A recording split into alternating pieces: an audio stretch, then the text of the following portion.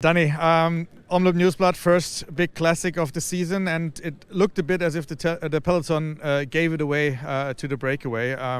Why did that happen today like it happened? Were they too strong? Were they stronger than expected? Or were there too many gambling in the peloton? I think there was too many gambling. I mean, if the leaders get 14 minutes, then then you wait too long. I talked to some riders, to some sports directors, and they said basically the big teams didn't take the responsibility. But is it maybe the problem that nobody knows who really are the biggest teams at the moment to take the responsibility in such a race?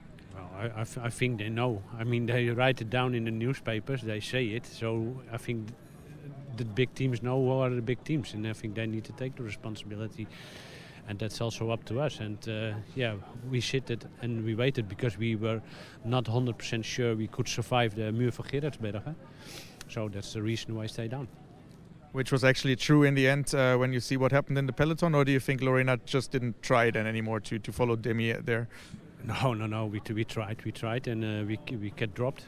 I think the Muur is a pretty fair climb, and if you cannot follow there on that climb, then the strongest people stay in the front, and I think on the end you saw that the leaders stay out, and Demi and Puk Pieters went over the Muur, and we were in the group behind. So So in the other years, many others would look to Worx and say, you have to chase, you have Lorena, you have the big favorite for that victory, but you think, also, as it showed after the Muur, that those who can climb the best there are the ones who should take the responsibility. Yeah, I think yes. Yeah, I mean, what I said is many times the Muur van Gerardsbergen, Lorena was not the strongest there, and was always or she could survive or she couldn't survive. And now also she get dropped by the riders. So then we know enough. What do you think does that today mean for the next races? Do you think something could happen again like this, or do you think teams have learned?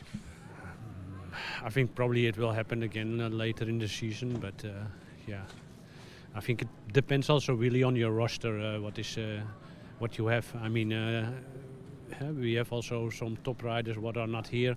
That makes a different tactic.